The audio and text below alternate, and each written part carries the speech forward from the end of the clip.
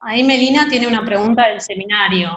Bien. Eso, ¿el seminario vamos ahora o vamos después, Nico?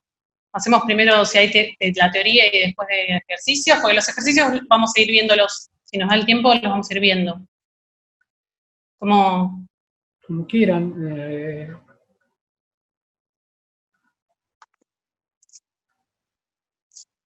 Bueno, arranquemos por ahí con las teóricas y, no sé, como para seguir un orden por ahí lo que todos pudieron ver las clases, porque por ahí estoy hablando en el aire y la mayoría lo pudo ver, porque por ahí la mayoría pudo ver las clases y por ahí no la mayoría pudo hacer los ejercicios.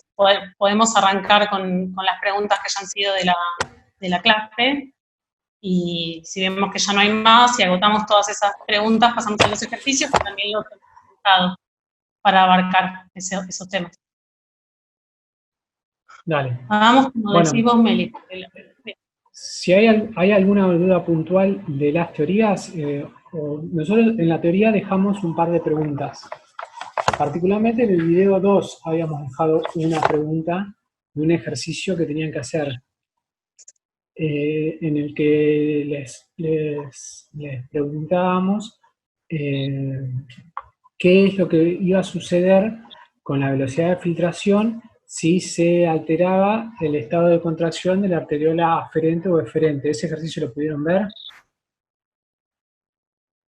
¿Vos, Meli, querés compartir la pantalla o querés que la comparta yo? No, yo la comparto. Bueno. No tengo problema. Me tenés que habilitar.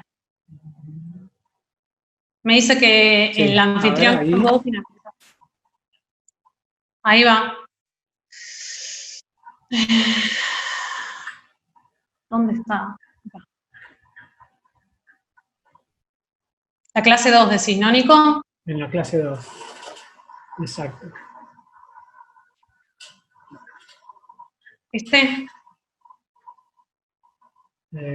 Sí, bueno, ese podemos verlo, sí. Este es el primero, perdón, porque... Sí, ese es uno de los ejercicios. El otro es el de la contracción de las arteriolas aferente o eferente. Pero podemos empezar por este, sí. Claro, porque el otro es el que sigue, es como el mismo tema. Sí. Bien, bueno. Bueno, de este, ¿qué pudieron pensar?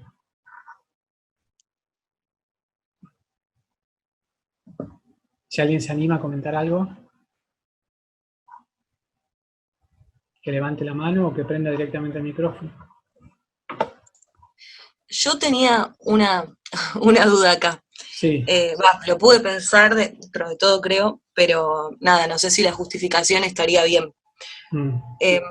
Por ejemplo, no sé si se contrae la arteriola aferente, lo que habría pensado es que se produciría como una mayor resistencia al pasaje de flujo, ¿no? Y que disminuiría la presión hidrostática del capilar glomerular. Bien.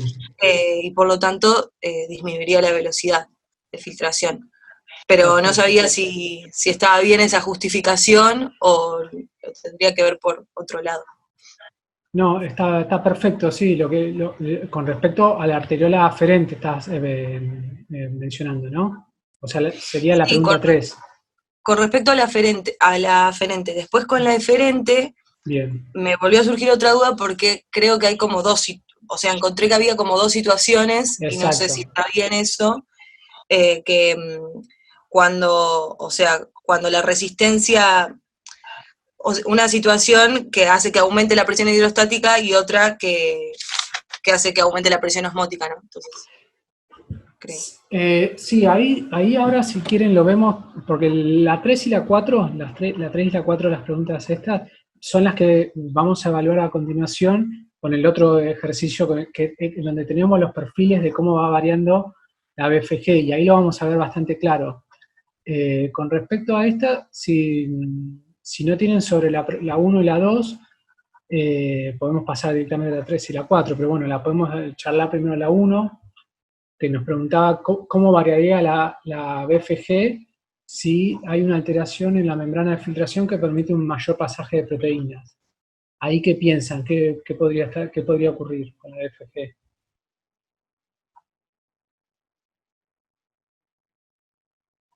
¿Pudieron resolverlo ese?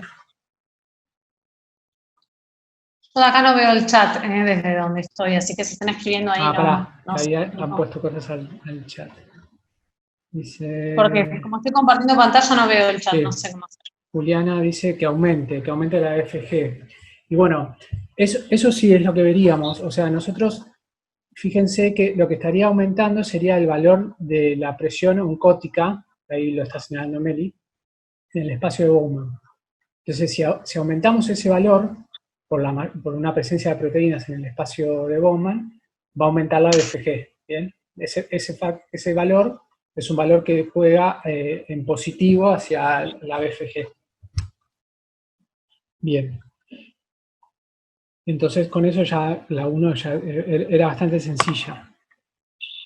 La 2 nos pregunta qué pasa con la BFG si hay una alteración en los túbulos que hiciera que aumenta mucho la presión hidrostática en el espacio de Bowman. Entonces, a ver, Meli, anda, subí un poquito a la filmina anterior. Sería el valor de la presión hidrostática en el espacio de Bowman, que está acá en violeta. Si hay un aumento en la presión hidrostática en esta región, vemos que esta presión se opone a la velocidad de filtración. Por lo tanto, con la BFG, bueno, ahí la están poniendo, si disminuye la BFG, correcto, va a disminuir la BFG. Era bastante directo de pensarlo. Ahora, la pregunta continuaba con haciéndonos pensar qué tipo de patología podría aumentar, generar un aumento de este estilo, que aumente la presión hidrostática en el espacio de Bowman.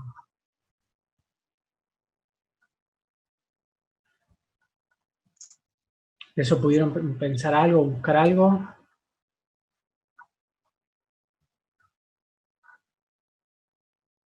Ahí Ramiro pone, tendría que entrar más agua. Podría ser una obstrucción de las vías, exacto. Bueno, es esto que está diciendo Juliana. Que haya una obstrucción en las vías de conducción del ultrafiltrado, que luego va a dar la orina. Si hay una obstrucción a nivel de los túbulos, eso va a generar un aumento en la presión hidrostática. ¿Bien? Es así. Que así podría funcionar un pequeño cálculo o algo que obstruya las vías de conducción.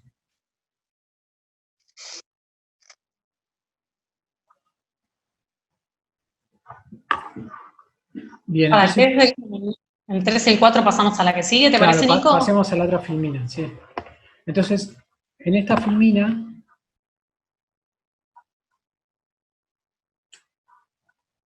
que no puedo ver.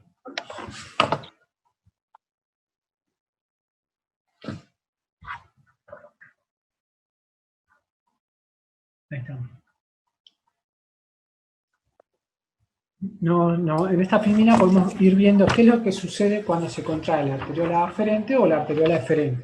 ¿Ven? Están indicadas las dos situaciones, una a la izquierda y otra a la derecha. ¿Bien? Entonces, ahí, a ver, creo que Julián había comentado algo que había pensado, o si alguien más quiere comentar lo que pensó sobre esto.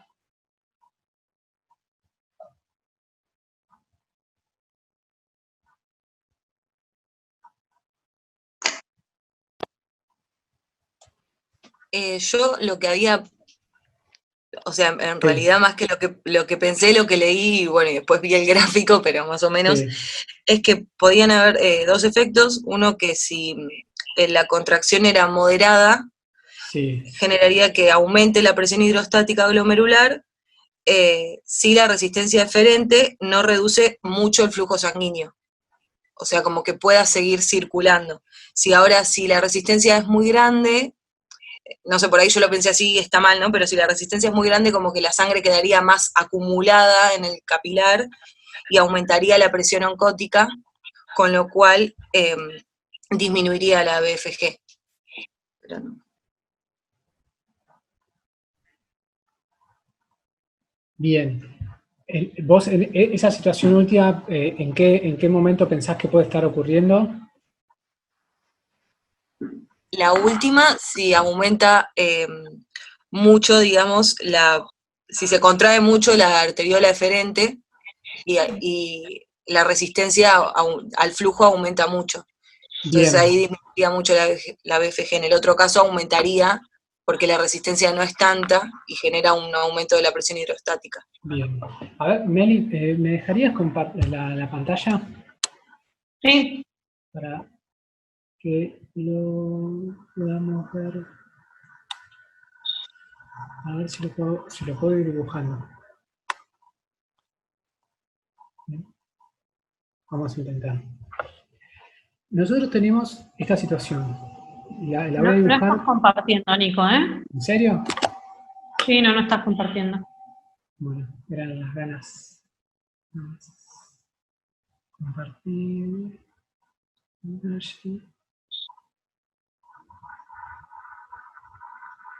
Ahora sí. ¿Se ve? Ahora sí. Bueno, bien. Tenemos esta situación. Estaba empezando a graficar acá, que debería ser esto que está acá. La arteriola aferente y la arteriola acá en esta región, la eferente. Bien. Y acá, vamos a leer, pero esto es como una simplificación del gráfico que teníamos recién. Tenemos la región de los capilares, ¿bien?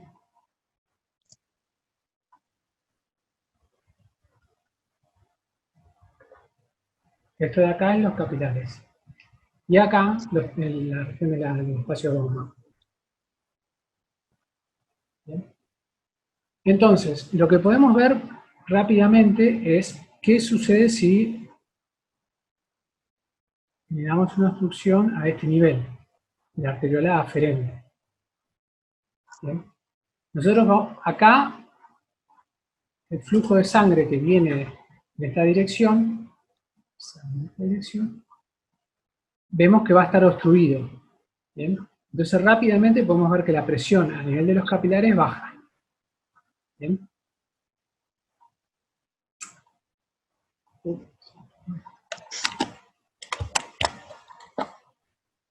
¿Todos entienden por qué baja la presión ahí? Porque de lo que hemos visto en el sistema cardiovascular, vimos que cuando se contrae una arteriola, sube la resistencia periférica y eso hacía que aumentara la presión arterial. ¿Por qué acá estamos diciendo que en esa zona baja la presión? Por ahí está bueno como hacer esa diferencia respecto a la generalización que hacemos en cardiovascular y lo que estamos mirando acá.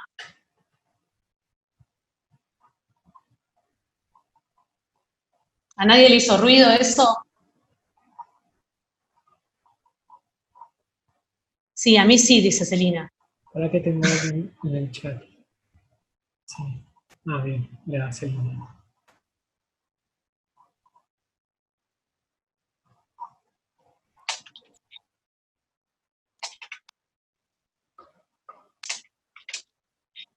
¿A alguien se le ocurre cómo explicar esto? ¿Por qué es así? Porque tengo más resistencia, dice. Supongo que... Bien, Vic dice, ¿la presión aumenta antes de la obstrucción y disminuye después? Sí, es así. Exacto. La presión aumenta, se dice, río arriba de la obstrucción y río abajo disminuye la presión. No, esto es como... Eso es básicamente lo que ocurre. Si es como cuando apretamos una manguera. Una manguera, exacto, así, y hacemos una obstrucción acá. Acá aumenta la presión hidrostática, y acá disminuye. ¿Bien? Ahí marca cuál es el sentido del flujo, porque eso es lo importante. Bien, bien. El sentido del flujo así.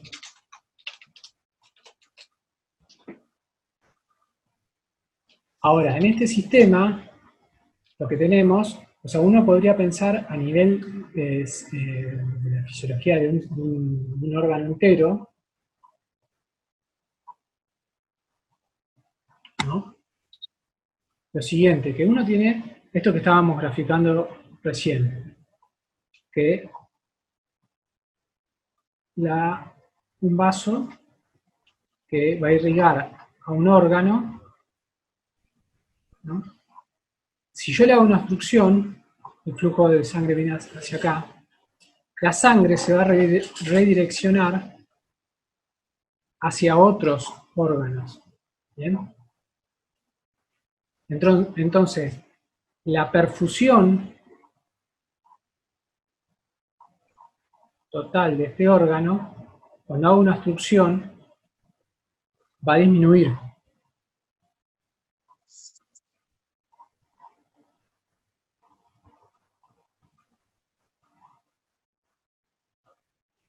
Bien, ahí Pablo está haciendo una aclaración, dice, en la aferente aumenta y en los capilares y la arteriola aferente baja. Exacto.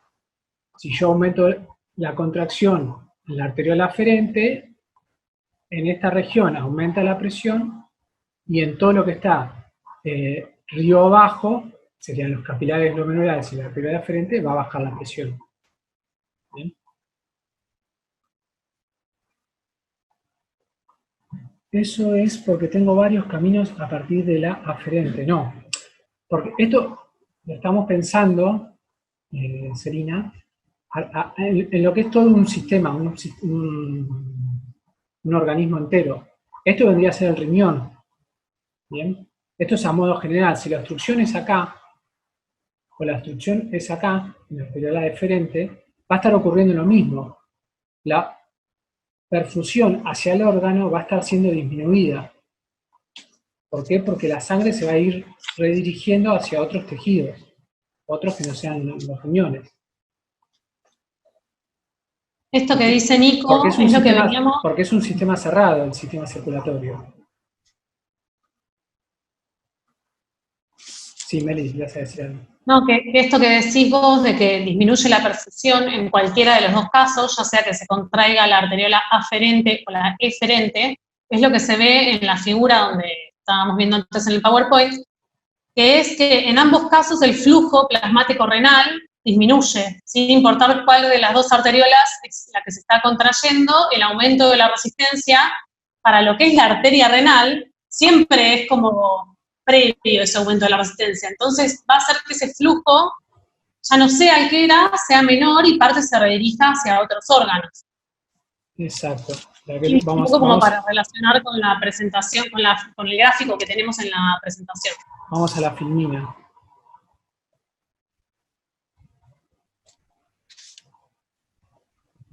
Acá. Eso que estábamos mencionando recién es lo que se ve acá. Fíjense, en la curva el flujo plasmático renal está graficado en rojo, ¿no? Bueno, acá me dice que en 10 minutos se corta el video, así que volvemos de nuevo a esta misma sesión. Bueno, fíjense que el flujo plasmático renal en ambos casos disminuye. Cuando hago la obstrucción en la arteriola aferente o cuando hago la obstrucción en la arteriola eferente. ¿Por qué? Porque el flujo que no va a estar pasando a través de la arteriola aferente o eferente se va a estar redirigiendo hacia otros órganos. ¿Bien? Pero en el caso, cuando sea la contracción en la arteriola aferente, la presión en los capilares glomerulares va a disminuir también. Y eso hace que la BFG, en consecuencia, disminuya. Ahora, si hago una obstrucción en la arteriola eferente, fíjense que el flujo plasmático renal desciende también. Pero la presión en los capilares glomerulares inicialmente aumenta, porque estoy haciendo una obstrucción que me deja río arriba los capilares glomerulares. Entonces la presión acá aumenta, lo mismo que acá. Entonces la BFG inicialmente aumenta por ese aumento en la presión de los capilares glomerulares, pero después termina haciendo una meseta que incluso se plancha y va disminuyendo, porque el flujo plasmático renal, es decir, la cantidad de sangre, de plasma que entra al riñón, va a ir disminuyendo a medida que la resistencia aumente mucho. ¿Se entiende eso? Porque eso por ahí era el truco que había que pensar, o el tema que había que pensar en este ejercicio. A ver, ahí ponen en el chat. Melina dice que sí, se entiende. Sí, se entiende. Se puede repetir. Sí, se puede repetir. A ver. En los dos casos, por ahí, Meli, ¿querés explicarlo vos de alguna otra forma? Sí, creo que voy a decir lo mismo que vos, pero bueno, por ahí me sale. ¿Querés No, que dale. te comparta la pantalla? No, creo que está bien. ¿Me ven en el video? Porque por ahí hay algún gesto con la mano. Yo no te el video, pero bueno. Entonces, tenemos por un lado el efecto sobre el flujo y el efecto sobre la BFG, para analizar. Para lo que es el flujo plasmático renal, el flujo plasmático renal es lo que entra por la arteria renal, ¿sí? Que está antes que las arteriolas. O sea que la contracción, ya sea de la arteriola aferente como eferente, para lo que es la resistencia al flujo que ingresa por la arteria renal es lo mismo, ¿sí? Va a aumentar la resistencia al flujo, porque la arteria renal está río arriba, tanto de las arteriolas aferentes como las eferentes, entonces va a aumentar la resistencia al flujo y ese flujo va a disminuir, la cantidad de sangre, de plasma que va hacia los venenos va a disminuir y se va a redireccionar hacia otros tejidos. Es sí, lo que por estamos eso, viendo acá. Fíjense, en la curva roja, en los dos casos, el flujo plasmático renal disminuye a medida que aumenta la resistencia arteriolar, sea la aferente o la deferente.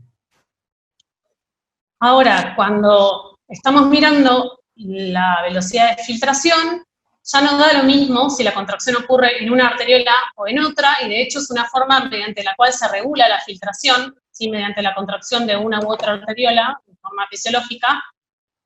Y esto tiene que ver con que la filtración se produce a nivel de los capilares. Y entonces ya los capilares, si la contracción ocurre en una arteriola o en la otra, no le va a dar lo mismo. Si la contracción ocurre en la arteriola aferente, los capilares están río abajo de la arteriola aferente. Por lo tanto, la presión va a disminuir en los capilares glomerulares en el caso de la contracción de la arteriola aferente. Lo que está acá mostrando es la curva azul. Fíjense que a medida que aumenta la resistencia de la arteriola aferente, la presión en los capilares glomerulares disminuye, siempre. Bien, y esa presión es una fuerza que vimos en la ecuación anterior que favorece la filtración. ¿Sí? La presión en los capilares es súper importante, es una de las fuerzas que favorece, digamos, es la fuerza que favorece la filtración. Entonces, si disminuye esa presión, disminuye la filtración. Y además está disminuyendo el flujo, motivo por el cual también disminuye la filtración, ¿sí? La curva verde. En el caso de la arteriola eferente, cuando se contrae, ahora los capilares quedan río arriba de esa arteriola. Entonces la presión en los capilares va a aumentar, que es lo que vemos en la curva azul. Entonces está aumentando. A medida que aumenta la resistencia, aumenta. Exacto, está aumentando la fuerza para la filtración. Entonces en la primera parte, yo no puedo señalar, en la primera parte de la curva verde vemos que aumenta la BFG, que eso está debido al aumento de la presión en los capilares, pero después en un punto ya deja de aumentar y medio que se plancha, eso tiene que ver con que disminuye el flujo hacia los riñones, ¿sí? No sé si ahora está bien, Vic, ¿se entendió? Celina ahí quiere hablar. Sí, dale, Celina. Hola. Sí. Esta disminución o plantado, digamos, de la BFG debido a la FPR, ¿es porque como tengo menos cantidad de flujo justamente renal, menos presión voy a tener ahí? En realidad, la presión va a ser, la presión en los capilares glomerulares va a ser esta, que va a ser más alta que en una situación control o normal, como la que hay acá. Pero lo que va a estar sucediendo es que el flujo, la cantidad de mililitros por segundo de plasma que entran al riñón van a ser menos. Porque la sangre se va a estar redistribuyendo hacia otros tejidos. Claro, y por esa razón, menos volumen llega, menos volumen voy a filtrar. Si pasa menos volumen de sangre por el riñón, se va a filtrar menos.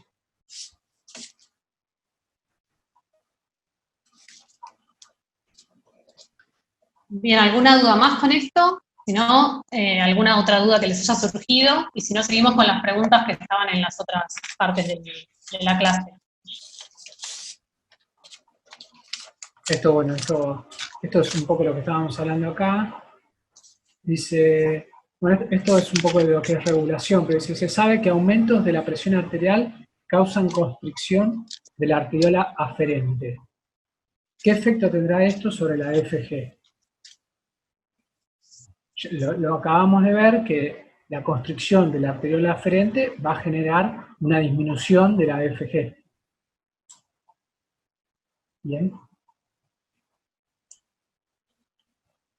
Lo cual funcionalmente indicaría que ante un aumento de la presión arterial,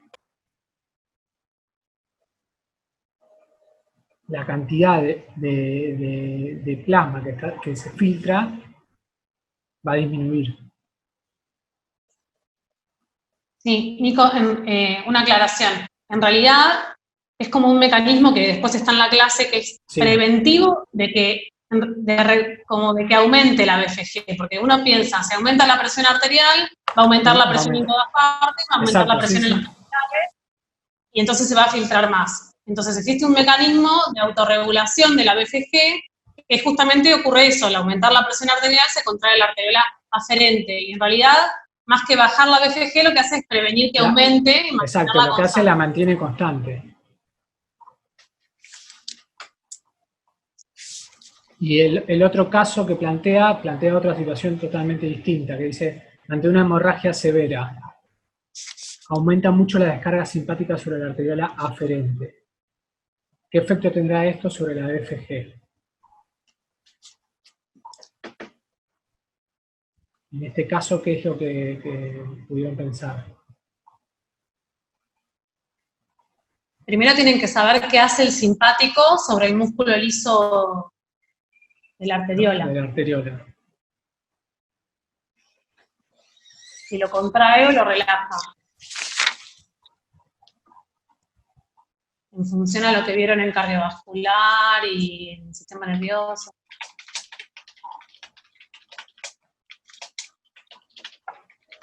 Lo contrae. Ramiro dice que lo contrae, Agustina lo contrae. Bien. Aumenta la contracción. Bien, entonces, ¿qué va a pasar con la BFG? Disminuye la BFG, bien. Bien, perfecto. ¿Y qué les parece? ¿Por qué es útil? ¿Qué implicancia tiene fisiológica? A ver, Celina. Se está a punto de cortar la reunión, les aviso porque por ahí, para evitar pérdida de agua. Perfecto. Bueno, sí, y eso era. No digo nada. Ya me lo spoilearon. Me spoilearon, pero bueno, es eso. Exacto. Habíamos terminado entonces con... Creo que esperen que termine la explicación. ¿Vos, Meli, querías terminar de explicar algo? No sé a qué se refiere. Porque ya habías para hacer las preguntas. Para hacer las preguntas que esperen a que terminemos de explicar. Bien. No.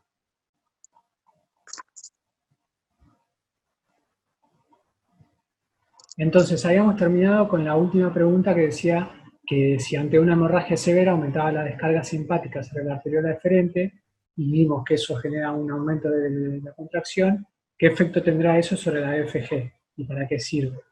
Entonces, vimos que lo que hace es disminuir la BFG. Y su funcionalidad va a ser evitar la pérdida de agua. Ante una hemorragia, es una forma que tiene el organismo de evitar la pérdida de líquido para que la presión arterial no descienda tanto.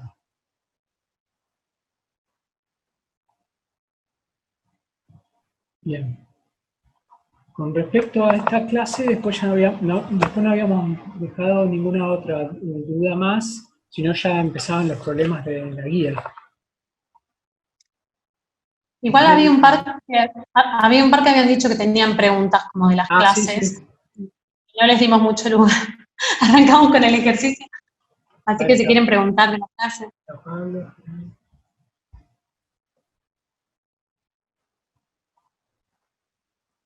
Si quieren, podemos ir haciendo las preguntas entonces teóricas.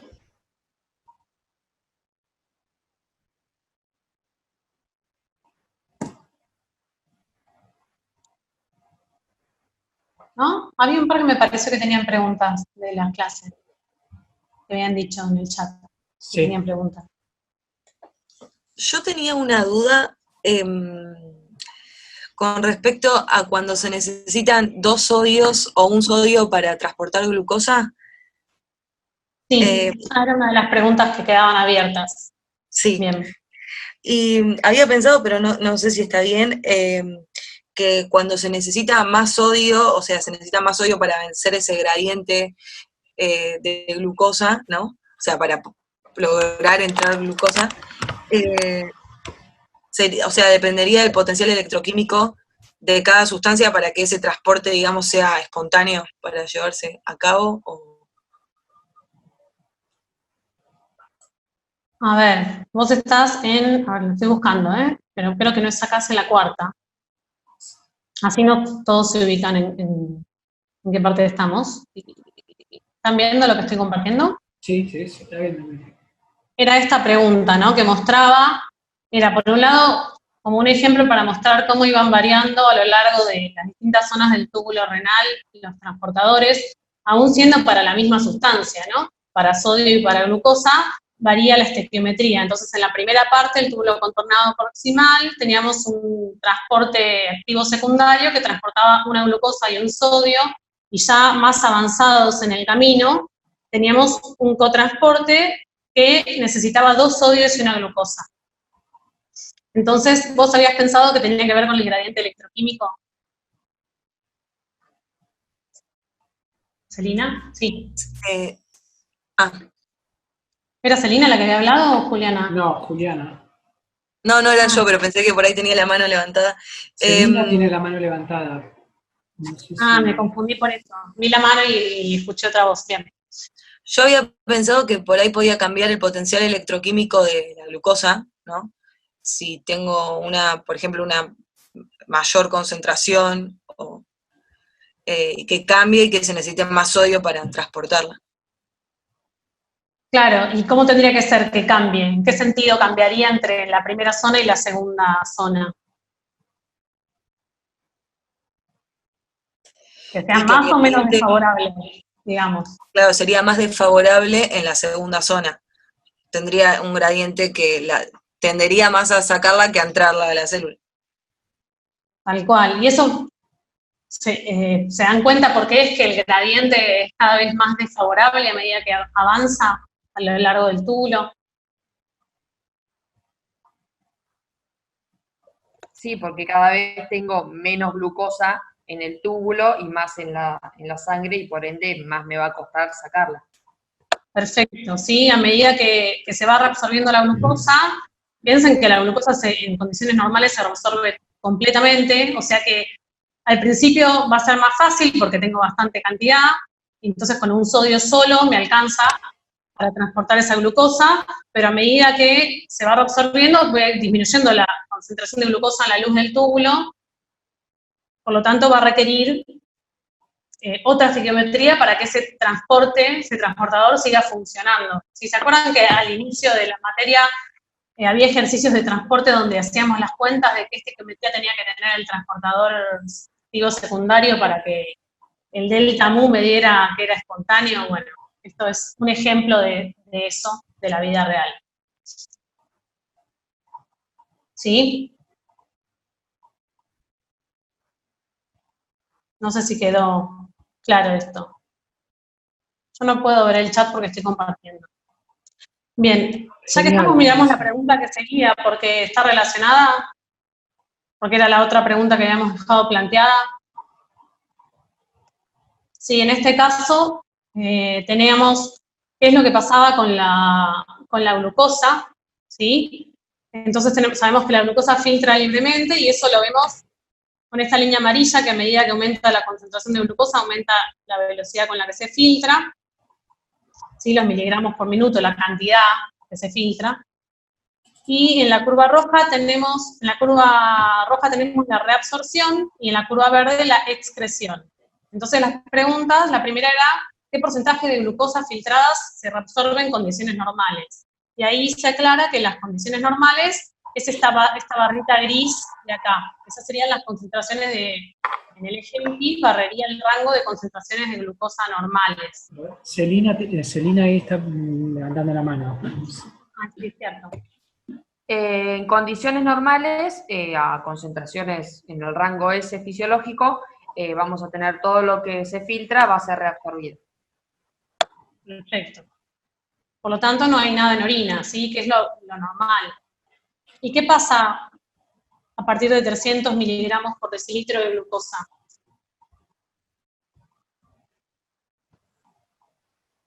Si alguien está levantando la mano, lo veo directamente que hable. Melina ahí activó el micrófono, no sé si... Sí, pero no sé si me escucha. Sí, se te Sí, escucha. sí. Ah, bien, a partir de 300 es cuando no se reabsorbe completamente la glucosa y empezamos a ver un poco en orina. O sea, empieza la excreción de la glucosa. Bien, fíjense primero que en este gráfico vamos a ver que el balance de masa se cumple, ¿sí? Fíjense que nosotros habíamos dicho que lo que se excreta es igual a lo que se filtra, menos lo que se reabsorbe, más lo que se secreta. Bueno, acá lo vemos perfecto. En la primera parte, lo que se filtra, lo que se excreta es 0, y entonces lo que se filtra es igual a lo que se reabsorbe. Cuando empieza a haber excreción, sí tiene que ver con que el término de reabsorción ya no es 0, ya no sigue el de filtración, perdón, y es menor al de la filtración. Y si lo vieran en el balance, en el segundo balance, verían que se cumple en el gráfico. Si todo aquello que de repente ya no se puede reabsorber, empieza a aparecer en orina. La pregunta es, ¿por qué ya no se puede reabsorber más? ¿Qué es lo que cambia? ¿O qué es lo que pasa en ese punto que el comportamiento cambia? ¿Puede ser que se saturen los transportadores de glucosa? Sí, tal cual. Tal cual. El hecho de que la glucosa no pase por difusión, ¿sí? Que sería un transporte por el cual no habría saturación, el hecho de que utilice un transporte facilitado o un cotransporte, digamos una proteína, en definitiva un transportador, hace que, bueno, yo tengo una cantidad finita de transportadores en la membrana. Entonces, dentro de un rango fisiológico, los transportadores que hay expresados en las membranas de las células son suficientes para reabsorber toda la glucosa a medida que pasa. Pero si aumenta mucho, ya no dan abasto, esos transportadores se saturan y el contenido tubular pasa por esa zona sin terminar de ser completamente reabsorbido en cuanto a la glucosa, ¿no? Y por eso aparece en orina. Y es una forma incluso de las primeras formas de detectar como la diabetes, con la gente que tiene hiperglucemias no controladas, empieza a haber excreción de glucosa en orina, y eso se ve acompañado, como les mostraba acá al final de la clase, de un aumento en la velocidad de formación de orina. ¿Sí? Se genera mucha más orina, la persona tiene mucha sed porque se está deshidratando, porque junto con esa glucosa que no se puede absorber, se excreta más agua, ¿sí? Así que es uno de los síntomas, así, mucha sed y mucha orina, es uno de los síntomas en los diabéticos no diagnosticados o no controlados. Por ahí está diagnosticado y no está controlado y también le ocurre eso. Bien, con esto creo que esta parte está. ¿Les quedó dudas de estos ejercicios de acá?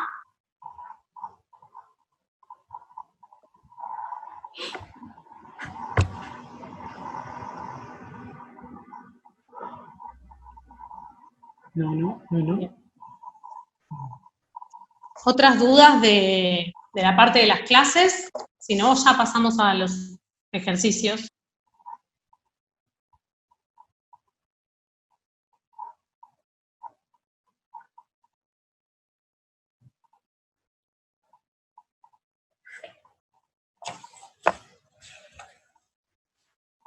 ¿No? ¿No hay preguntas? Bueno.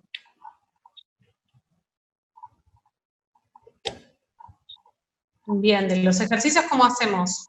¿Vamos con preguntas o vamos viendo uno a uno? ¿Cómo quieren ¿Pudieron hacer? resolverlos?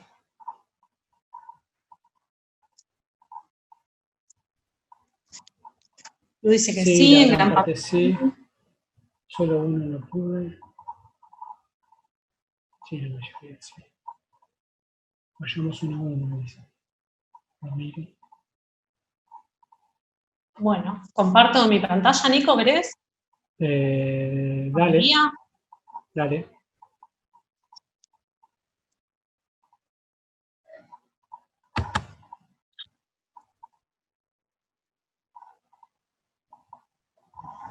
Bien. El primero, bueno, ¿alguien quiere contar cómo, alguien que lo haya hecho? ¿Qué es lo que hizo? ¿Qué es lo que pensó en este ejercicio?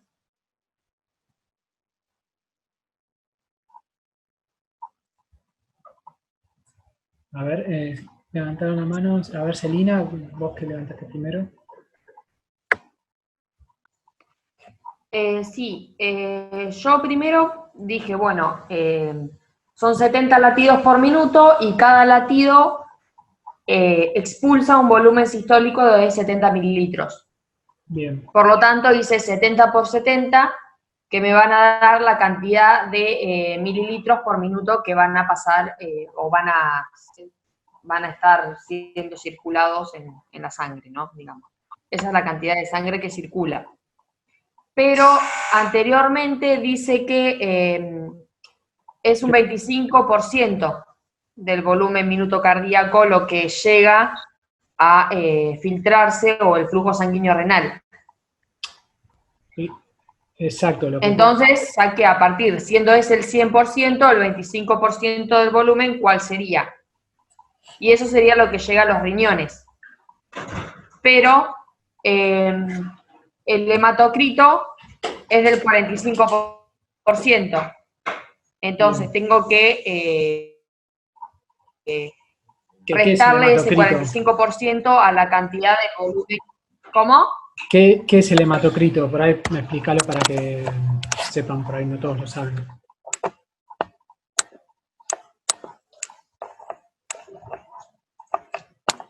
Hola. Sí, perdón. Es el volumen, creo, si no me equivoco, de los glóbulos rojos que hay en sangre, ¿no? Exacto, sí, es el volumen de las células sanguíneas, sí. Y principalmente va a estar dado por los glóbulos rojos, que son los mayoritarios, los que tienen mayor volumen.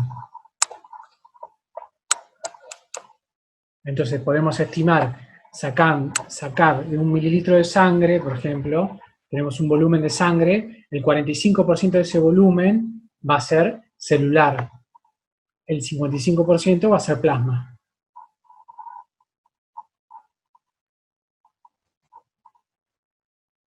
Entonces, si querés, Celina, termina de redondear el ejercicio. Hola, yo no escucho, no sé si por ahí se trabó el audio. Tampoco, yo escucho como una interferencia, de hecho, que no sé si soy yo o todos la escuchan.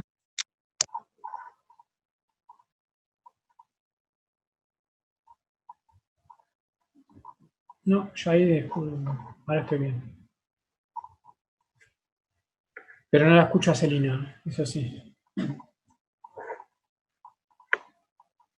Celina, ¿querés terminar el ejercicio?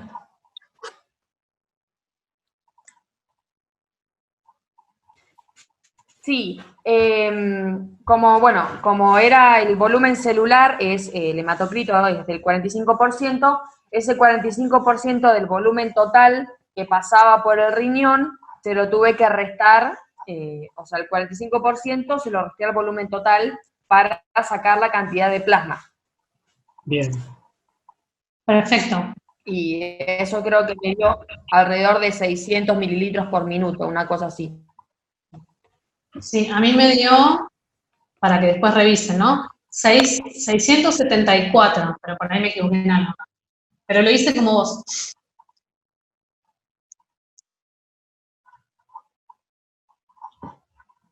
A los que tenían duda con este ejercicio, porque creo que un par que tenían dudas. Ahí lo mismo, me dio exactamente lo mismo que a Lourdes. A los que tenían dudas con este, ¿se esclarecieron las dudas o quieren repreguntar algo?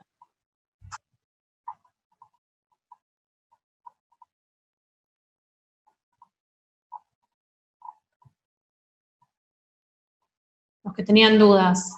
que tuvieron problemas con el 1.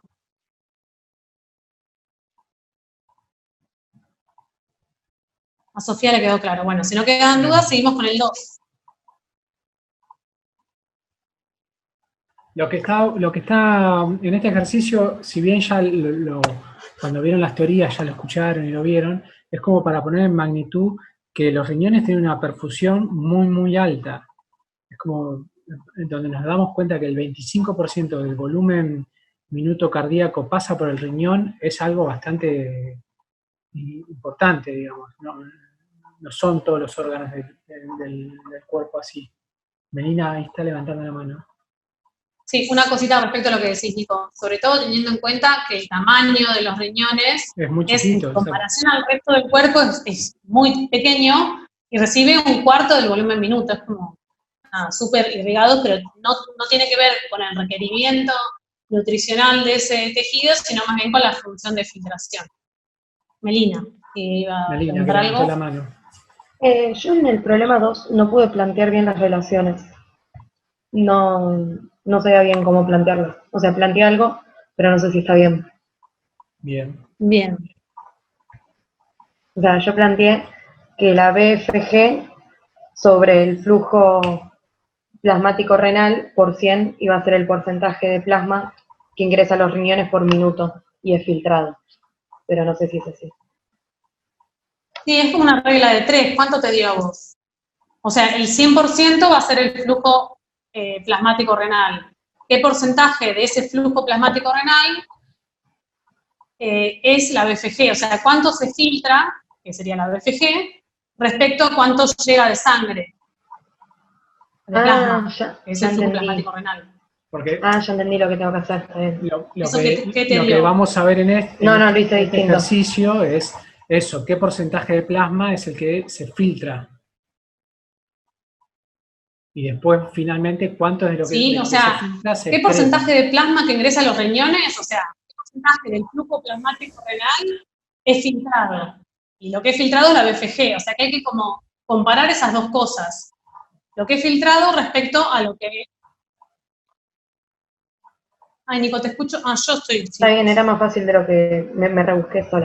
Gracias. Claro, lo que es filtrado va a ser la BFG, la velocidad de filtración glomerular, 125 mililitros por minuto. Y lo que ingresa a los riñones son esos 674 que calculamos antes. Entonces, es esa relación. ¿Estamos? Ahí Lu pone 18. ¿Vos, Meli, tenés el dato ahí a mano? Sí, 18,5. 18%, está bien, sí. De vuelta es una cuenta sencilla, pero que la idea es poner en evidencia un fenómeno que ocurre a nivel renal, que es que de toda esa sangre que va destinada hacia los riñones, qué porcentaje se filtra y qué porcentaje no. ¿Y qué pasa con eso que no se filtra?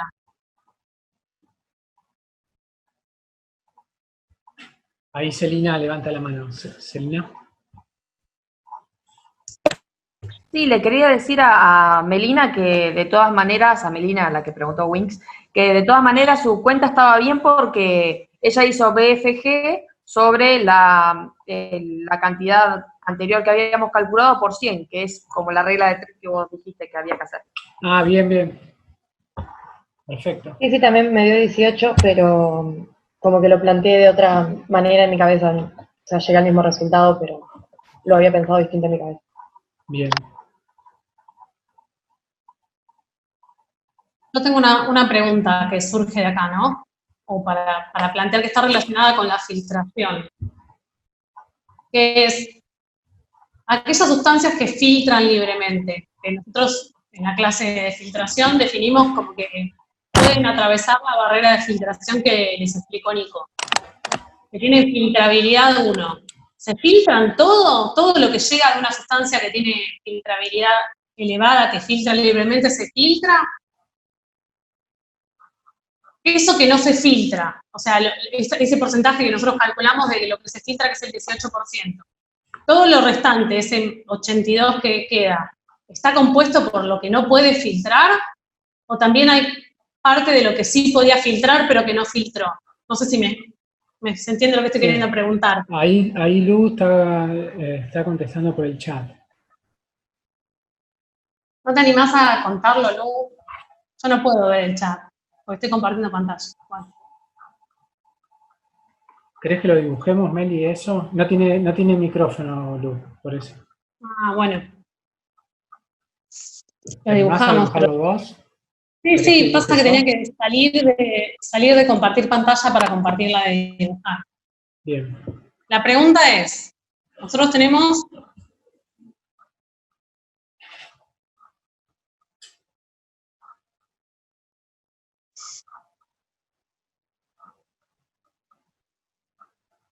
¿Se ve lo que estoy dibujando? Sí, se ve, Meli. Bien, cosa. Bien. Nosotros tenemos que de lo que llega al riñón... Usamos la convención de siempre, lo que está a la izquierda es la aferente, la otra la deferente. ¿Sí? Una parte de lo que llega acá, que eso lo acabamos de calcular, ¿sí? Una parte va a filtrar y otra parte va a seguir de largo. ¿Sí? Esto que sigue de largo, en su mayoría, salvo que sea en parte secretado, luego va a salir por la vena renal.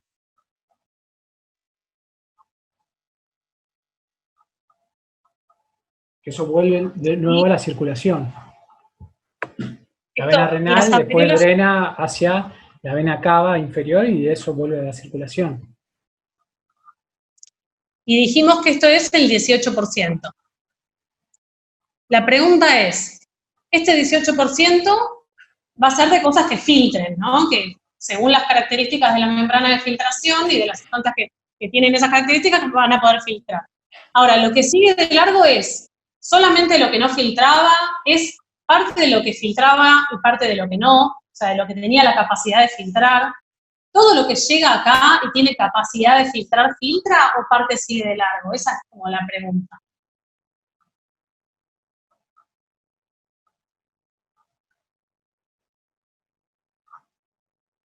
Es una pregunta para usted.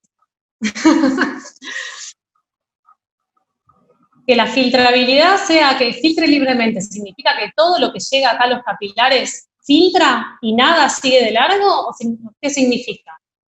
Eso que acabo de decir, ¿está bien? Era lo que en el video decían, que no era como un modelo perfecto y que algo que lo que debía excretarse puede reabsorberse y seguir por la sangre. Esto es como independiente de los fenómenos que puedan ocurrir después acá, de reabsorción y secreción. ¿Sí? Independientemente de estos intercambios que pueda haber acá, una vez que esto fue filtrado, pensemos qué es lo que ocurre en el fenómeno de filtración. O sea, antes de que pueda ocurrir esto, o sea, dependiendo de la sustancia. ¿Sí? Estos otros fenómenos de reabsorción y secreción. Nosotros lo que ya sabemos es que el 18% de plasma que ingresa a los capilares pasa hacia los túbulos y el 82% sigue. ¿Bien? Lo que estamos preguntando es las sustancias que son totalmente filtrables, que tienen una filtración absoluta, digamos, a nivel de los capilares. ¿Qué sucede con ellas?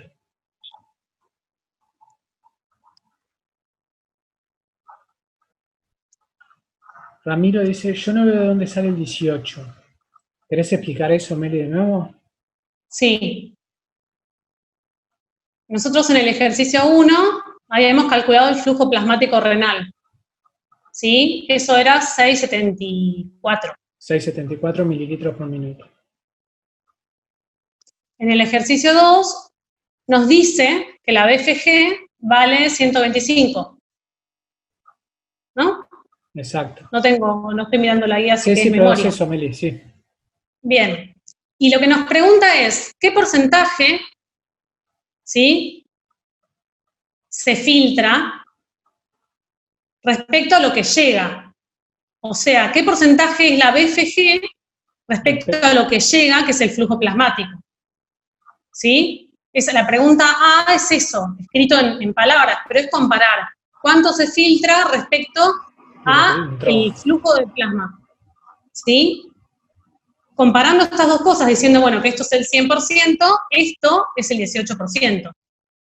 ¿Sí? Es hacer la cuenta, pero viene de acá, de comparar el valor de la velocidad de filtración con el valor del flujo plasmático renal. Ahí Ramiro dice que ya está, que entendió. Bien.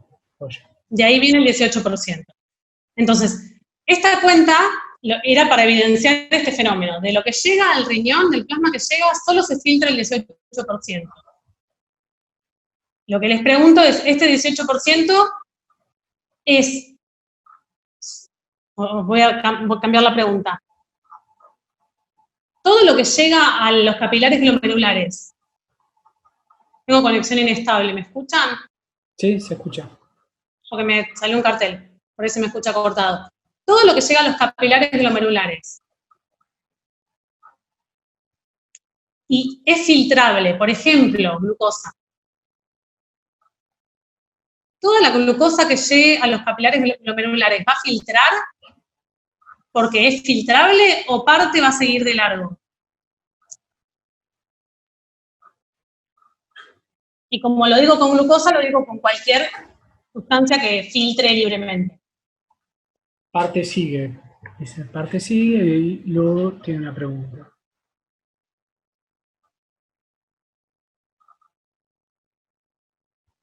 Si tienen micrófono, hablen. Yo no veo el chat. Parte Hay sigue. un montón de...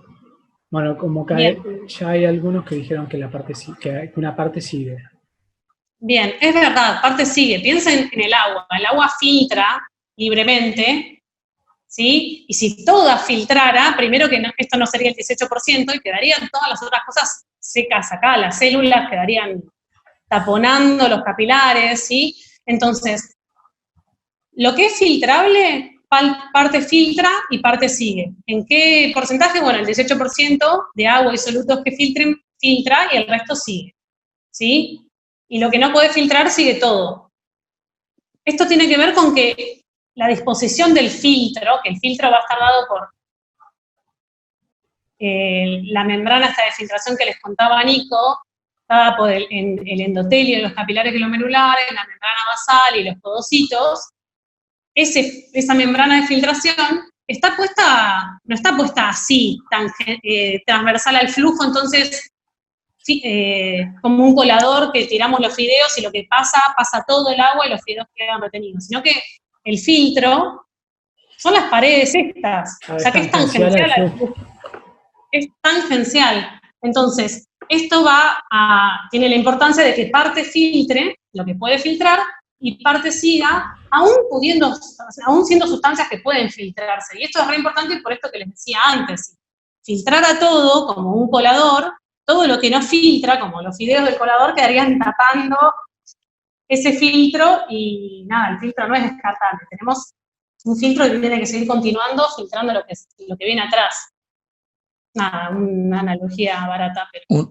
Un comentario sobre eso. Sí. Que por ahí les ayuda a visualizarlo, es que para todas las cosas que pueden atravesar libremente la barrera de filtración, es como si el flujo que viene por la arteriola aferente se bifurcara en dos flujos, uno de más o menos el 18% que va a ir hacia los túbulos y otro del 82% que va a seguir por la arteriola eferente. Es como si se separara en dos canales, digamos. Entonces, la composición de ese filtrado, de eso que aparece en la cápsula de Bowman, en cuanto a las sustancias que pueden atravesar libremente el filtro, va a ser la misma que la que sale por la arteriola eferente. ¿Sí? Es como si se dividiera en dos partes nada más. Sí, tal cual, buenísimo, Pablo. Bueno. Esa era la pregunta, para que pensemos qué pasaba con las sustancias. Y es súper importante que sea así y que el riñón funcione así. Digamos, hay patologías que provocan que los riñones dejen de funcionar porque se tapa directamente el filtro que se encuentra en dirección tangencial. Se pueden depositar proteínas que tapen ese filtro y eso impediría que haya una filtración. Entonces los riñones quedarían imposibilitados de formar orina. ¿Y qué consecuencia tendría eso? Que no se formara orina. ¿Qué pasaría? O sea, ¿por qué queremos filtrar tanto si después un montón de lo que se filtra se reabsorbe? ¿Qué les parece?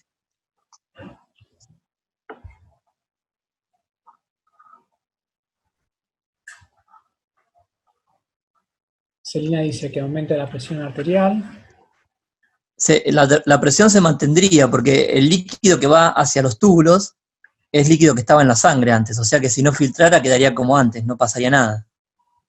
Pero ¿por qué se filtra? O sea, ¿qué función cumple el hecho de filtrar todo ese plasma? ¿Qué le permite hacer al organismo? Lu dice, no estaría bueno que no se excrete. Pero eliminar sustancias, dice Celina.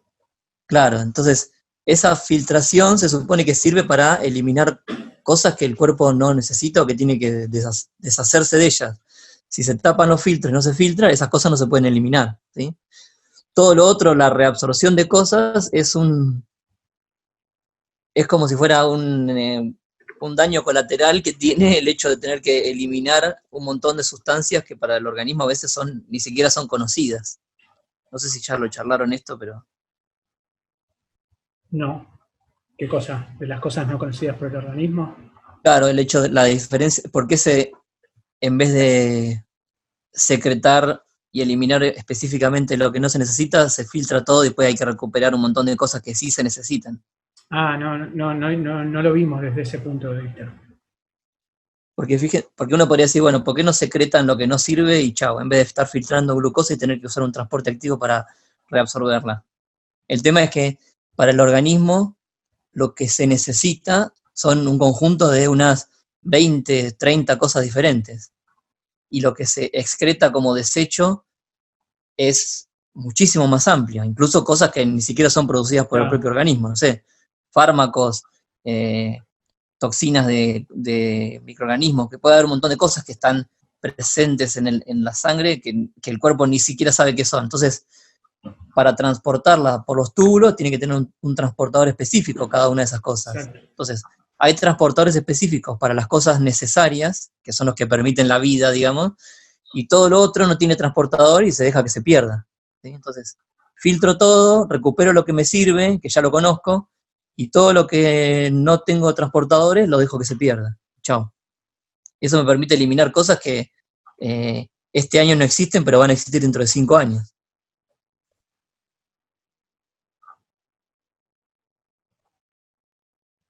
Bien, buenísimo, Pablo. Terminé, perdón, no avisé el cambio fuera. Cambio fuera, hay que decir. Bien. Bueno. Seguimos entonces con la parte B. Dale, porque ahora, allí vamos a ver entonces en el 2 qué pasa con lo que, porque qué cantidad de plasma se ha filtrado. Eso también es hacer una cuenta, no sé, alguien la hizo, quiere decir cuánto le dio, así trabajamos sobre la conclusión, o alguien tiene dudas y no lo puedo hacer. Ahí Lu dice, son filtrados, ella hizo la cuenta de decir, ay, se me movió el chat. Hizo la cuenta de decir, bueno, si son 125 mililitros por minuto, ¿cuántos minutos hay en un día? Y son filtrados 180.000 mililitros por día. Bien, 180 litros. O sea, 180 litros son. Y claramente nosotros no formamos 180 litros de orina por día. Lo que se excreta son 2,5 litros aproximadamente.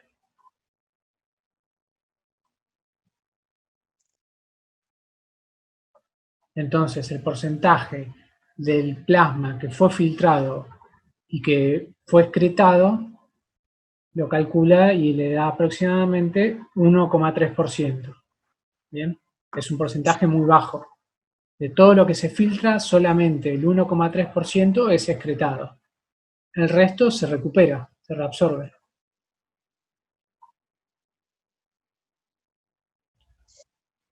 A ver que sigo el chat de abajo, 1, 3, 1, 4, bien.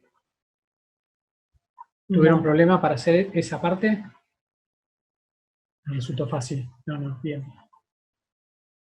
Bien, esto se está por cortar, ¿no, Nico? Sí, falta 1 minuto. Bien, ¿les parece que por tiempo, no sé si alguien tiene dudas del 3, pero como el 3 lo explicamos en uno de los videos, lo explicamos indirectamente, pero el razonamiento para el 3, que tienen que elegir la sustancia, es como el mismo razonamiento que hicimos para ver cómo se estimaba la BFG y el flujo plasmático renal. ¿Sí? Si alguien tiene una duda puntual, lo vemos, y si no, por ahí avanzamos con el 4 y el 5, que me parece que son como más novedosos, que no se vieron en los videos. Mejor el 4 o el 5 con el Pilar también, opinan a mí.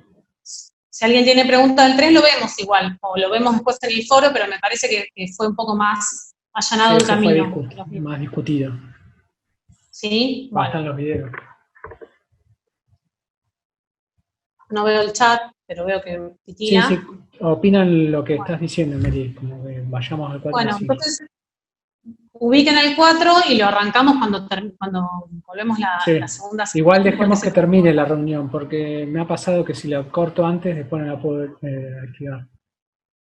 Bueno. Si querés, mientras lo vamos viendo. Sí. Bueno, acá es un...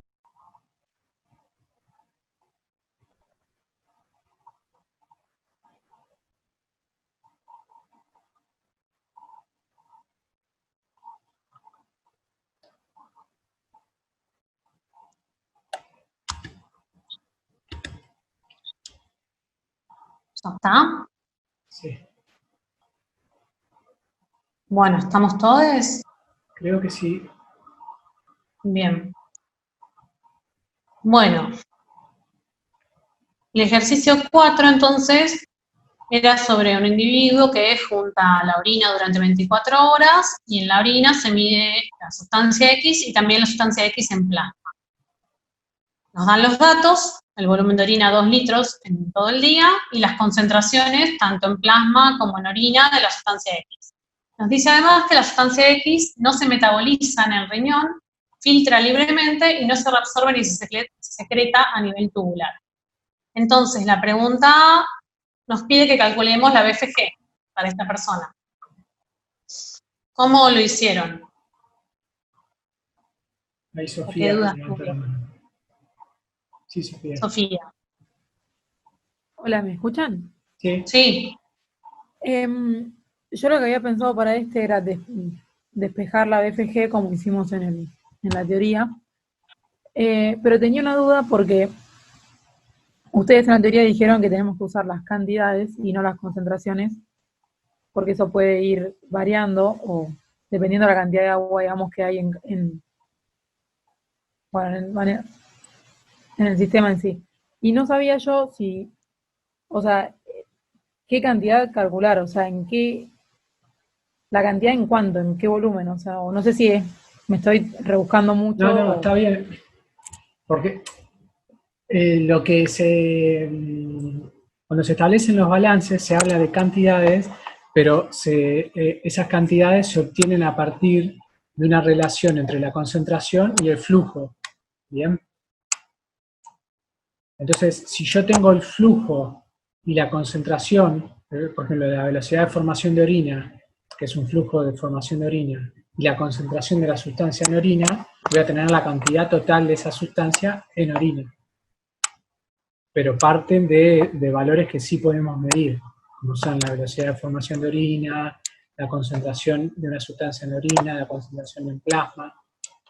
Que ahí creo que Mary lo estaba empezando a establecer en el balance de materia. Queda cantidad tipo gramos o moles por minuto. Claro. Por Sí, ejemplo, el flujo es volumen por minuto. Por ejemplo, la cantidad excretada en este balance, que es el segundo que vimos, es la velocidad de formación de orina en mililitros por minuto por la concentración de la sustancia en orina. Esto me da en una cantidad, no en concentración. Uso el dato de concentración, pero esta cuenta es la cantidad en miligramos por minuto. o en lo que sea por minuto, cantidad de masa. ¿Sí? Claro, sí, está bien, me perdí ahí, está bien, genial. Bien. Pero esto así expresado como está, ya estamos usando la cantidad. Lo que les decimos que no hagan es mirar solo la concentración. El dato de concentración sí lo tengo que usar para calcular la cantidad. Es esa concentración en qué volumen está y con eso calculo cuánto tengo. ¿Sí?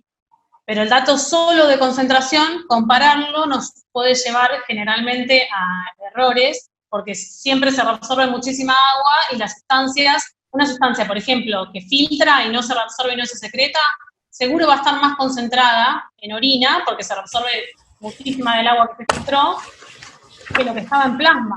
Y eso no quiere decir que haya sido secretada, por ejemplo, ¿no? No sé si entiende lo que digo.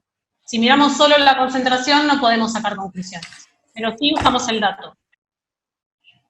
Hay algo en el chat que titila y no veo. Bueno, no, en entonces... el chat escribió recién Lu y está perfecto todo lo que ya puso. Bueno, pero si entonces... querés, hagámoslo en la pantalla. Sí, lo que decía recién, ya me olvidé quién es que habló, Sofía. es que había despejado, Sofía, del balance que vimos en la teoría. Lo que hay que aclarar es que uno no puede despejar así directamente porque hay incógnitas, como en la reabsorción y la secreción, que no conocemos. Entonces hay que aclarar que podemos despejar y simplificar esa ecuación solo cuando la sustancia cumple que la reabsorción y la secreción es cero. ¿Sí? Este balance, si yo lo desarrollo para una sustancia X, va a ser así. Estos dos términos no los puedo calcular, no los conozco, entonces no podría estimar la BFG con una sustancia para la cual no conozco cuánto vale esto, ¿sí? Ahora, si la sustancia cumple, como es en este caso la sustancia X, que no se reabsorbe y no se secreta, entonces esta ecuación simplifica y ahí sí puedo despejar la BFG en función a las concentraciones de esta sustancia X, porque para esa sustancia estos dos términos de reabsorción y secreción son cero.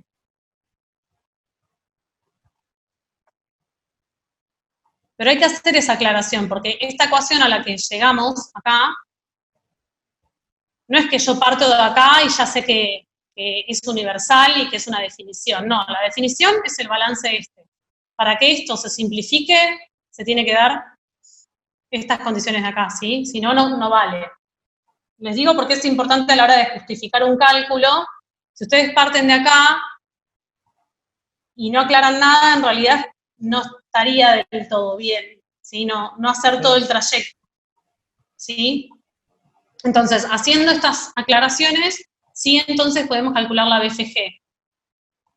¿Alguien lo hizo y cuánto les dio?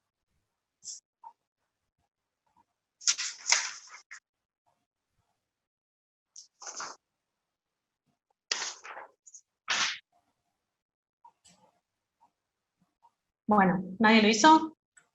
Sí, sí. Veo que el chat tiene, ¿te puedes fijar? En el chat están poniendo... Sí, 59,34. 34, sí. Bueno, vamos a redondear ahí. Perfecto, ahí me dio lo mismo. Genial. Entonces, sí, la segunda pregunta era si ese valor era normal. ¿Cuánto es el valor normal de BFG? Ahí, justamente, bueno, si querés responder esto y después hay una cosa que mencionó, creo que fue Celina, que es importante mencionar. Ahí levantó la mano, Celina. Porque Celina dice, también podría valer si R es igual a S,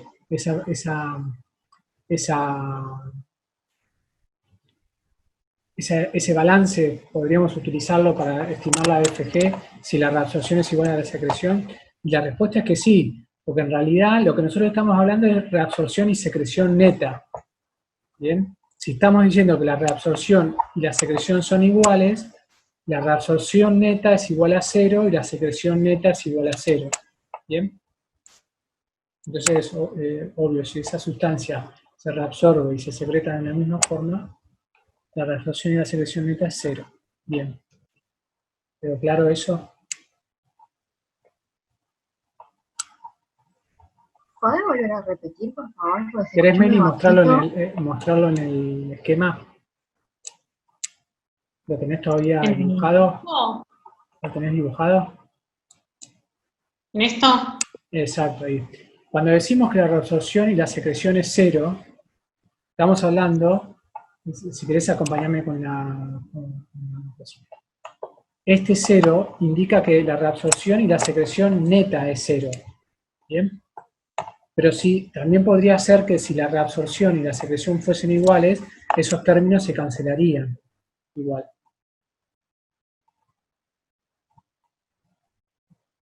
Pero que sean iguales implica que la reabsorción neta es 0 y la secreción neta es 0.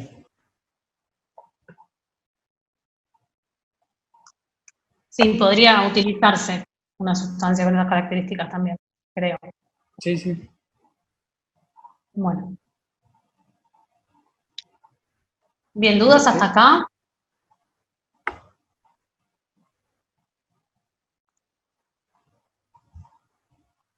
No. Bueno, vamos con la otra parte entonces. Entonces se preguntaba cuál era el valor normal de la BFG. En realidad le preguntan, ¿es normal el valor obtenido? Ahí ya habían contestado algunos arriba, Nico. No, Habían como dicho que decían no. No, porque la BFG normal es aproximadamente un valor de 125 mililitros por minuto. Bien, Es vamos menor al al- C. Entonces, menor a la... Sí, Pablo. Sí, una aclaración en cuanto a eso. Fíjense que por las condiciones que tiene esa sustancia, de no ser reabsorbida ni secretada de manera neta, ese cálculo que hacen ustedes les da la BFG efectivamente en ese individuo, ¿no? Entonces, si ese número que obtienen es diferente de la BFG normal en la población general, no significa que esa sustancia no sirve para calcular la BFG. Sirve para calcular la BFG porque cumple con la condición de que no tiene reabsorción ni secreción neta y se filtra libremente. El problema es que esa persona tiene una BFG que no es normal, no es que no es apta a la sustancia, sino que la persona tiene un problema, ¿sí? Cuando la sustancia cumple con esas condiciones, siempre al calcular esa forma les va a dar la BFG de esa persona. Si les da distinto de lo normal, es porque la BFG en esa persona no es normal. Eso, cambio fuera. Perfecto. Bien, ya que Pablo hizo esta aclaración, ya que dijo esto, nos adelantamos un poquito porque hay una parte del problema 5 que justamente pregunta eso. Ya, digamos, como lo acaba de explicar Pablo, que ahí quemó la parte que tiene en drama. Pero bueno, también pregunta como si la sustancia que cumple con estas características, que no se reabsorbe ni se secreta, en esta parte, sirve para calcular la BFG de un individuo, pero no del otro. Y en realidad sirve para calcular la de los dos, solo que la del individuo A da mal, digamos, da distinta a lo normal, o a los valores, sí, normales, y la del individuo B da normal. Entonces, no es que la sustancia X sirva en un caso y no sirva en el otro, sino que la BFG es distinta en ambos casos. ¿Sí? Ahí, Celina, vos estás... Ahí... ¿Sigo en Zoom? Se me cortó. Bueno, dice, Celina pone una frase que por ahí nos da pie para algo. Dice, la BFG es independiente de la sustancia, mientras la misma no sea secretada ni reabsorbida. Y en realidad, la BFG es un parámetro que, o sea, lo que vos estás diciendo está bien, pero es un parámetro que no depende de ninguna sustancia. La BFG es un parámetro. Y usamos ciertas sustancias para estimarlo. Claro, bien. Sí. Está bien la aclaración en cuanto a que el uso de una sustancia, en este caso la sustancia X, ¿sí? En el problema 4 nos permitió calcular la BFG, que es un parámetro renal. ¿Sí? Si después analizamos otra sustancia, no vamos a calcular la BFG de esa otra sustancia, porque en realidad es la filtración a nivel de los glomérulus. Fin, no es una propiedad de la sustancia. En cambio, el aclaramiento o el clearance, sí es algo que podemos calcular para cada sustancia y va a ser algo que tenga que ver con los procesos que le ocurren a esa sustancia a nivel renal. ¿Sí? Para hacer la diferencia con eso. Bien. Está bueno el comentario. Hacemos la parte C. En la parte C, básicamente, le dan los datos de una sustancia Z que no se sabe si se absorbe o se secreta en forma neta. Entonces, lo que queremos saber es el manejo renal de esta sustancia. Entonces, ahí, ¿qué hicieron? Ahí Melina ya lo está escribiendo.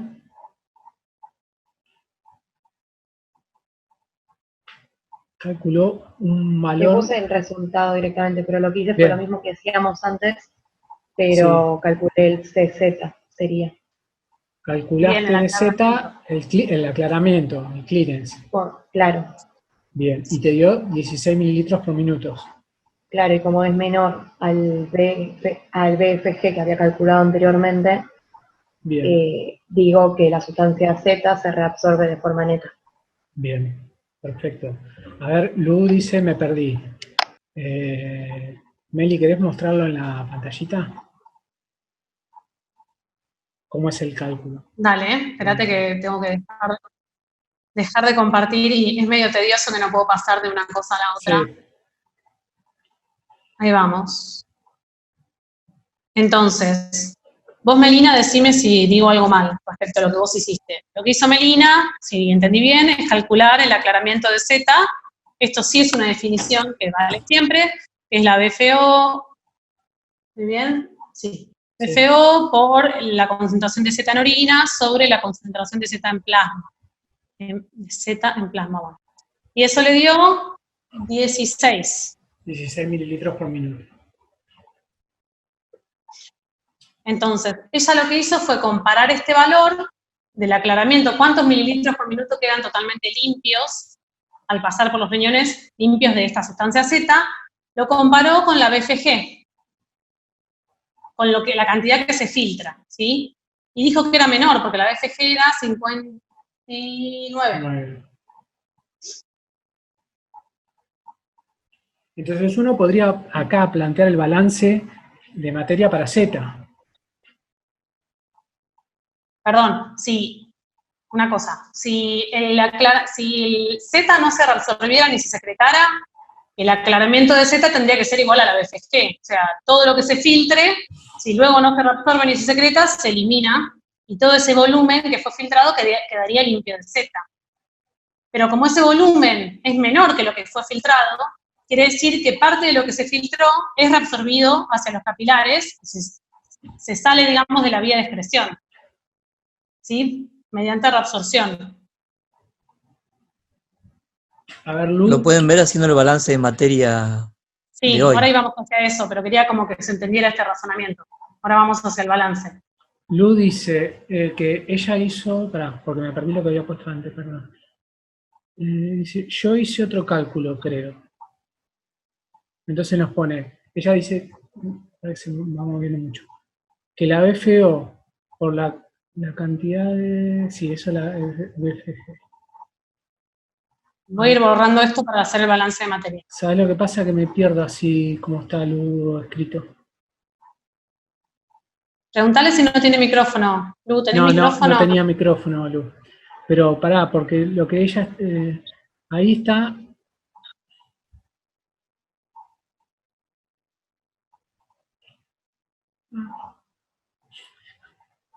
Para que, me estoy perdiendo en el chat porque me queda todo desordenado. Dice, la BFO.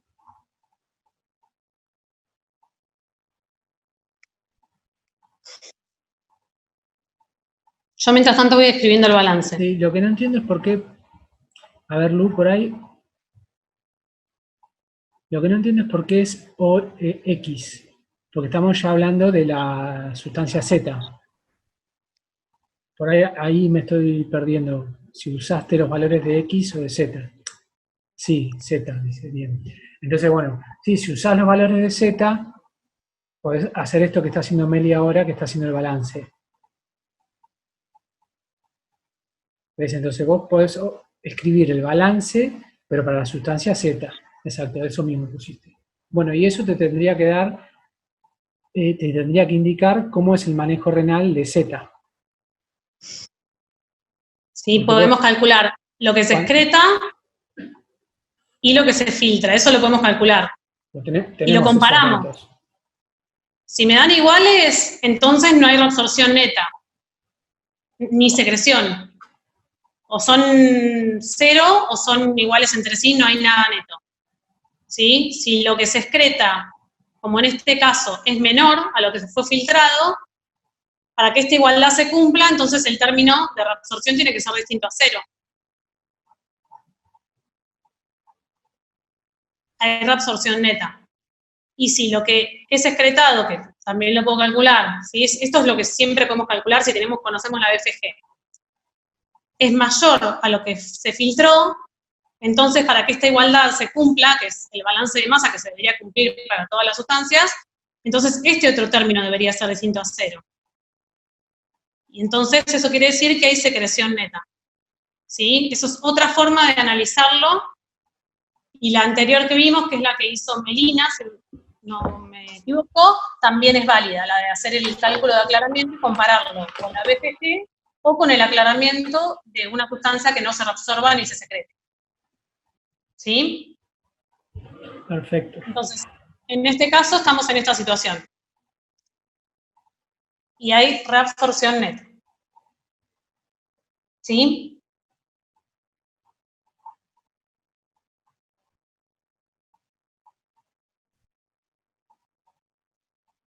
Bien, por ahí los casos de las cuentas puntuales, porque a mí, no sé si en el chat ya lo viste, Nico, me cuesta por ahí un poco. No, sí, si quieren lo vemos en el foro. Te queda desordenado las columnas, pero si la cantidad de filtrada te dio mayor a la cantidad excretada, es porque una parte se reabsorbió en forma neta. Bien. ¿Hasta ahí vamos?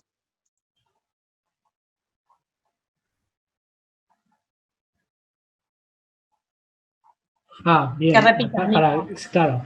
Vos ahí estás calculando la cantidad de sustancia Z que se filtró y cuánto se excretó. ¿Bien? Entonces, si la cantidad de sustancia Z filtrada, o sea, es todo lo que pasó a los túbulos, pero después cuando obtengo a nivel de la orina, obtengo menos de la cantidad de la sustancia, es porque en el camino, en la vía tubular, algo se reabsorbió. ¿Bien? Que es lo que estás calculando vos ahí. La cantidad excretada es menor. Ah, pero yo no sé si ahí le dio menor, porque ahí le dio 0,8. Bueno, por ahí, si querés después por el foro revisamos las cuentas. Pero si la cantidad excretada es menor que lo que filtrado es porque se reabsorbe. En forma neta. Si querés después revisamos las cuentas.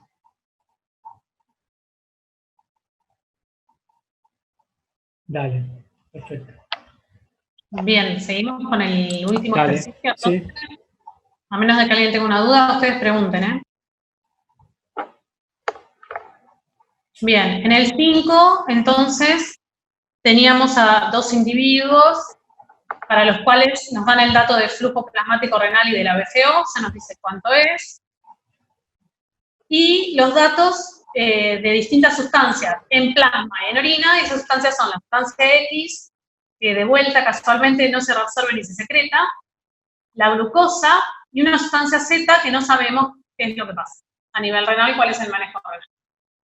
Entonces, nos plantea una serie de verdaderos y falsos que tenemos que justificar. El primero dice el aclaramiento, este sí que ya vimos recién, pero lo repasamos. El aclaramiento de X, ¿sí? Esta sustancia que no se reabsorbe ni se secreta, sirve para estimar la BFG del individuo B, pero no la del individuo A. Ya sé que ya lo vimos, pero a ver si alguien lo cuenta, a ver si se entendió. O si es verdadero o falso. Es falsa porque sirve para estimar tanto A y B si usas los datos de cada individuo. Entonces, si no mezclas los datos, te sirve. Perfecto. Sí, tal cual. Muy importante usar los datos de cada individuo.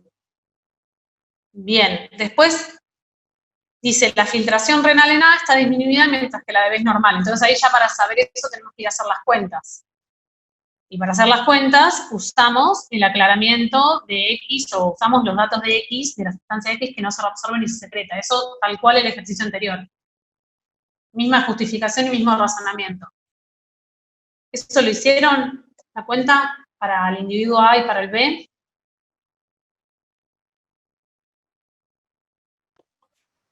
En el chat, Nico. Yo lo hice, pero no me dio lo mismo que Lu, sino que me dio 10, pero puede ser que tenga un error de cuenta. Pero igual Sí, la a mí conclusión también es la me dio. misma, que es verdadera. La Me dio 10 BFG para A y 125 para B.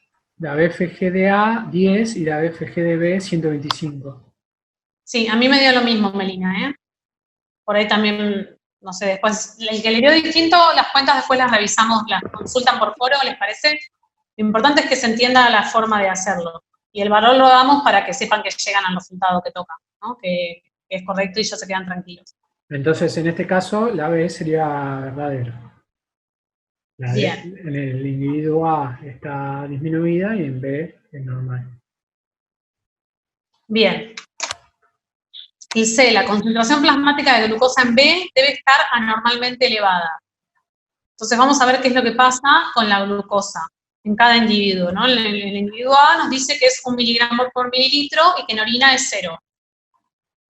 Y en el individuo B no sabemos cuánto es en plasma, que justamente la pregunta es esa, y en orina vemos que es 5.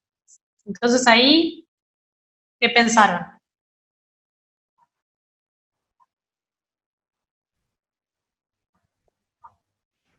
Ramiro pone puse verdadero. A ver, ahí Melina o Celina, que levantaron la mano, pueden hablar. A ver, Melina, vos levantaste primero. Yo puse que era verdadera, que la glucosa debe estar elevada, ya que ves que la glucosa se excreta por orina. Bien, ¿y eso con qué lo relacionaron? Como que hay tanta glucosa que los transportadores de glucosa están saturados, entonces, nada, no sé, es como que se van a orina, porque hay mucho. Perfecto, lo que no llega a reabsorberse no es que no hay más reabsorción, sino que se reabsorbe todo lo que se puede, pero no alcanza los transportadores para reabsorber todo, entonces empieza a aparecer en orina. Es lo que vimos al inicio de la clase, ¿sí? ¿Dudas con eso? En ese caso le podían hacer, no tenían que hacer ningún cálculo, era una cuestión de conocimiento que ya habían tenido durante la clase, de manejo fisiológico de la glucosa. D. Bien, el D habla sobre lo que ocurre con el compuesto Z a nivel renal. Entonces, ahí para saber qué es lo que ocurre, ¿qué se les ocurre hacer?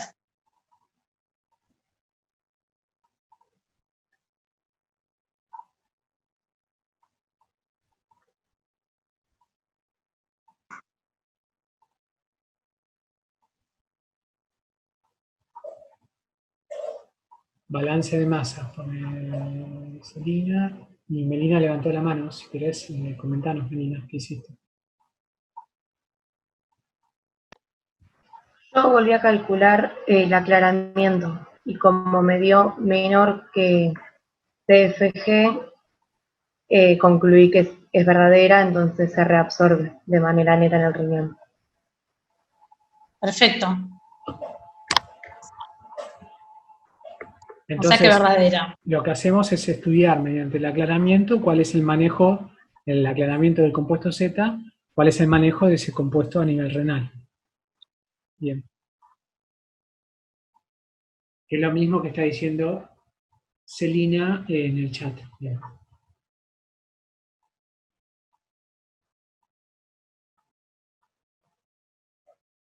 Bien, perdón. En el siguiente, el compuesto Z podría servir para estimar la BFG.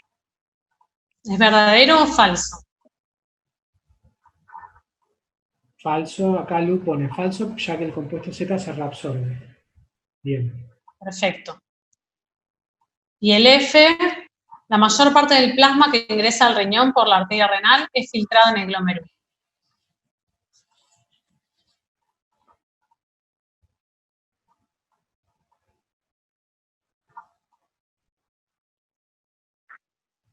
No lo entendí, por el...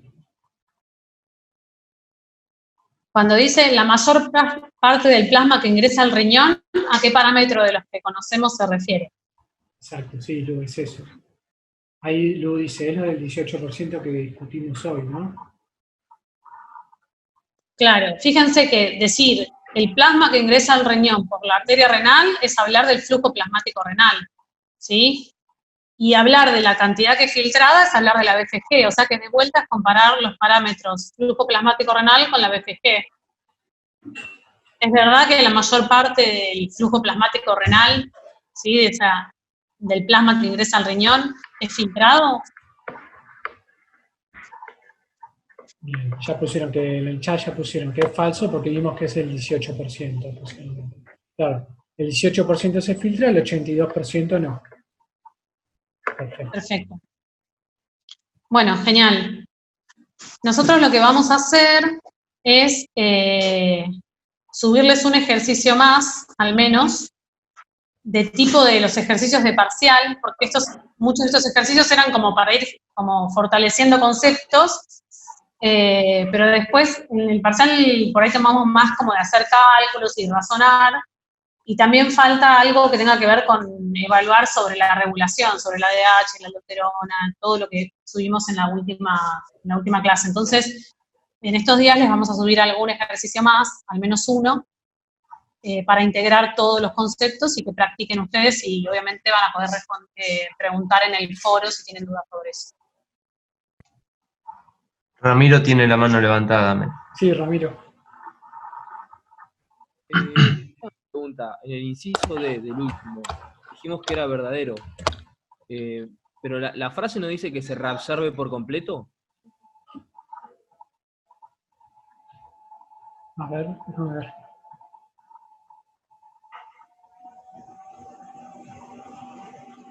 No, dice se reabsorbe de manera neta.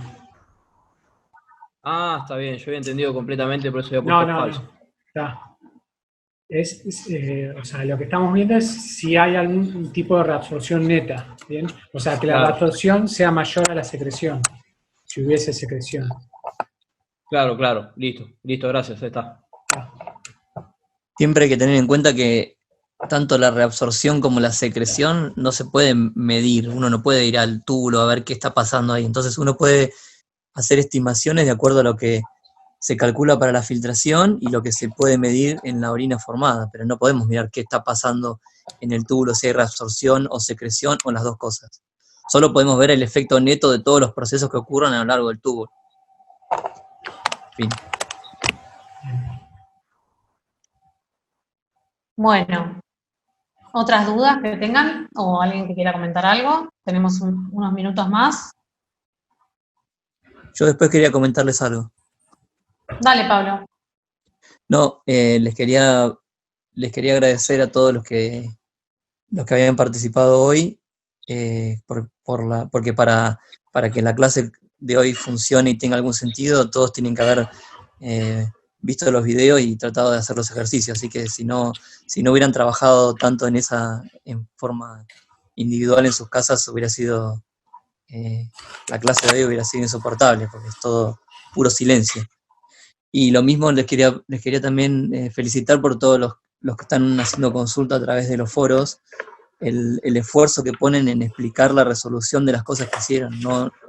En general las preguntas son un desarrollo muy largo de todo lo que pensaron, y está muy bueno, y que no sean las preguntas no entiendo el D o no entiendo la A y así, sino que están haciendo un montón de trabajo para explicar qué es lo que pensaron en cada punto, así que también eso ayuda mucho al que tiene que responder en el foro sobre qué es lo que tienen que corregir o qué es lo que pensaron bien y qué es lo que tienen, algún concepto que tengan más errado. Así que bueno, les quería agradecer eso por la dedicación que le ponen a todo ese trabajo que hacen ustedes en su casa, porque si no, desde este lado uno nunca sabe qué les está pasando, y me gustaría que fueran más los que participaran en esas actividades, ¿no? Porque lo que vemos en los foros es que, no sé, hay unas 8 personas o 10 que están todo el tiempo consultando todos los problemas, y hay un montón de gente en silencio, que no sabemos si son simplemente que están ahí, leen el foro y se nutren de lo que está pasando ahí y se arreglan solos sin preguntar, o si directamente no están ni conectados con los ejercicios. Estaría bueno si a alguno le sirvió alguna pregunta, que hiciera algún comentario, aunque sea de que para dar una idea de que también están siguiendo esos ejercicios. Fin. Buenísimo, sí, es un buen comentario ese, Pablo, porque estaría bueno, por lo menos, que pongan el estilo de pregunta, del estilo de comentario. Bueno, esta pregunta me sirvió gracias a la persona que preguntó eso, ¿no? Digamos, como que está bueno. Ahí hay un par de comentarios que están relacionados. Es lo que estamos un poco viendo, como por lo menos que habíamos recibido en la consulta anterior, cuando hicimos, fue que los que no participaban, quienes no participaban, igual les servía bien. Yo siempre como que llego tarde, la pregunta ya está hecha, bueno, puede pasar. Bueno, qué bueno que te tomás el trabajo igual de leer lo que ya está hecho y encontrar tu pregunta ahí, porque también es un trabajo leer todo. Sí.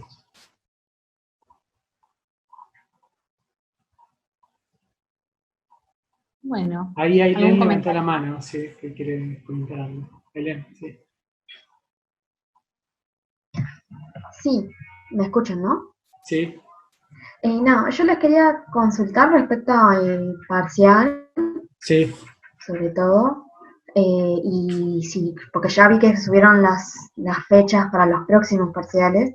Bien. Entonces quería saber si se iba a mantener la misma modalidad del primer parcial o si ustedes ya tienen pensado tomarlo de otra forma.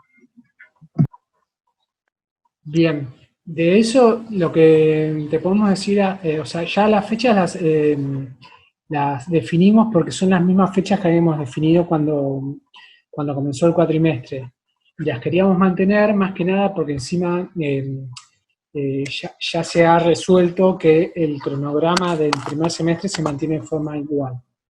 Entonces las notas las tenemos que entregar a la misma fecha, entonces bueno, como ya hay una coordinación con todas las materias, las fechas las mantenemos. La modalidad del parcial todavía no la tenemos definida, pero ya esta semana lo vamos a terminar de definir y le vamos a avisar. Bueno, listo. No, era eso porque vi que habían subido un nuevo cronograma. Sí, lo que sí definimos, por eso ya lo pusimos en el cronograma, es que esta segunda parte, que es de los sistemas, va a estar fraccionado. Una parte lo vamos a tomar el 17 de junio, vamos a tomar cardio, respiratorio y renal, y otra parte, el 1 de julio, inmuno y digestivo. ¿Bien? Sí. Ahí vi que en el chat... Ah, perdón, estabas hablando... No, ya habíamos terminado eso. Ahí vi que en el chat preguntaba Celina por los ejercicios 6 y 8 de cardiovascular. Ya los vi, Celina. Lo que pasa que en el 6, que era el análisis de ese modelo y qué significaba cada cosa, no había mucho para decirlo. Estoy escribiendo la respuesta, pero responder la pregunta en la consulta tuya implica dar la solución, digamos, o dar la respuesta completamente, y estaba esperando a ver si había más gente que había pensado cosas. En cuanto a lo del 8, que es el ejercicio que tiene la parte, el 8 sería como la suma de todo lo anterior. Un poco de eso vamos a hablar mañana cuando hagamos la clase de integración, donde vamos, no, es mañana, sí.